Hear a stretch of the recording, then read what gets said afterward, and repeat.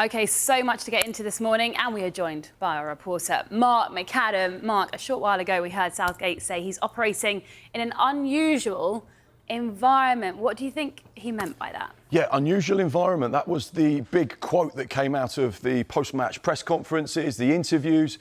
And he was pressed quite heavily by journalists after the game by saying, actually, what did you mean by unusual environment? And he never really gave a clear answer, but we think it's in reference to the fact that they finished top of the group, but yet they're being booed off the pitch at half-time and full-time. And when Gareth Southgate went to clap the England fans last night after the match, there were a number of fans that chose to show how disappointed they were with the England performance by launching beer, throwing cups.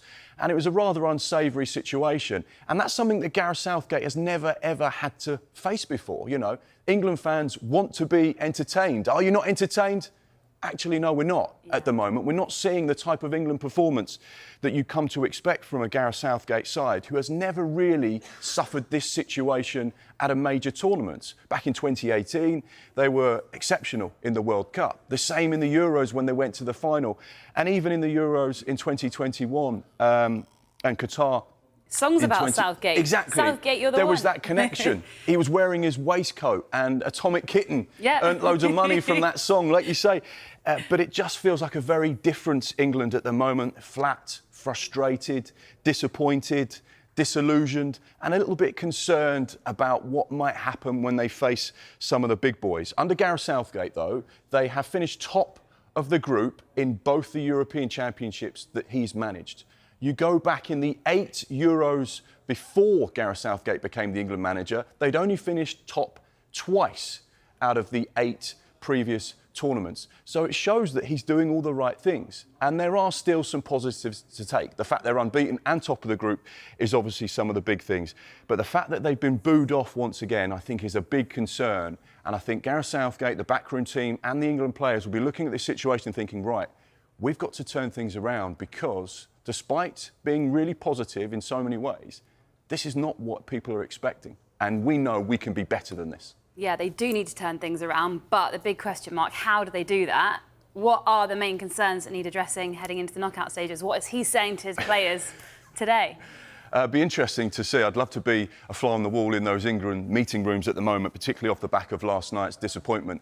Slovenia are the lowest ranked team in the FIFA rankings that England have ever played at a major tournament, 57th. And they made hard work of it, didn't they? You know, they celebrated like it was a big win, didn't they? Yeah, Slovenia through to the knockout stages for the first time in their history. And England celebrating the fact that they're through and top of the group. They had that nervy little moment just waiting for the Denmark-Serbia result. But yeah, like you say, you feel like there's a lot of things to improve on, there's a lot of things to look at, there's a lot of things to work on, and there are still some positives as well. I guess the things to improve on is that midfield. You look at Declan Rice, and he's had 3 different midfield partners, starting, of course, with Jude Bellingham, we know that, and also having Alexander-Arnold. We get the feeling that that experiment is over and didn't quite work. You saw that halfway through the Denmark game where the change was made so early. He obviously went for Conor Gallagher in the game against Slovenia, but makes a change at half-time. So again, that obviously didn't work. Gallagher didn't have the impact that he was hoping for. And then, of course, you've got Kobbie Mainoo, who actually looked more settled, more reassured, and looked like the type of player that England need in the middle of the park. So that's certainly something he'll be looking at. We've been looking down at some of the numbers, and let's have a look at the stats attached to the game last night and England in this tournament. And is it by magic? This is something that's hugely concerning, but also hugely positive. The expected goals for England per 90 minutes is 0.75, which out of 24 teams in the competition ranks them 21st. Which actually is a big problem because, as we've been saying in the build-up to the tournament, England's attack actually is their greatest weapon, but it certainly doesn't look like that at the moment. They've only managed a couple of goals in the 3 matches so far. However, this is a big positive for England fans.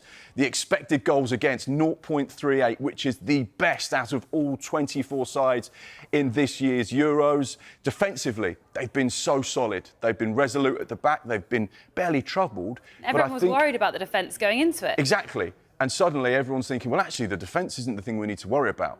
But Are we suffering in the top end of the pitch because we're so focused on being solid at the back and not going into those advanced positions where naturally players may want to get out wide, want to get in the box? I think one of the biggest concerns as well is the fact they've only had 11 shots on target in 3 games, which obviously goes back to the expected goals. So a lot of food for thought for the players, a lot of things to think about for Gareth Southgate. But yeah, positives and negatives.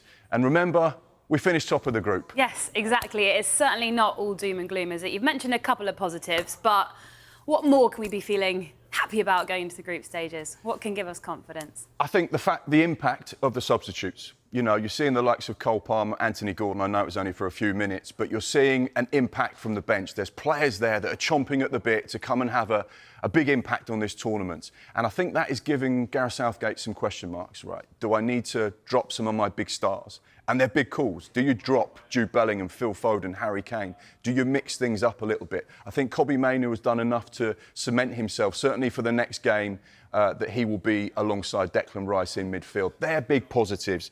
I think when you look at the situation of the draw, I think that could be quite nice. We'll look at that in a little bit more detail later on as well. The fact that England have a favourable draw and they've avoided some of the big hitters in this competition, potentially until they get to the final. That's certainly a big positive. I like that optimism when they defensively, get to the they look solid.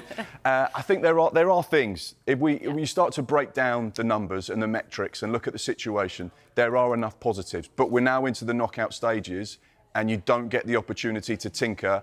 You have a bad performance, you'll be on the plane home. And that's where this is serious stuff now. And I think we've seen enough from England to suggest that we know they can do it. They haven't done it yet this summer, but time is running out. So, yeah, loads to look at. We'll be looking at it throughout the course of the next hour and, of course, as we build up towards their next game. Now, Gareth Southgate said he saw plenty of improvements in last night's performance, but was keen to hammer home the most important thing was qualifying and doing so as group winners.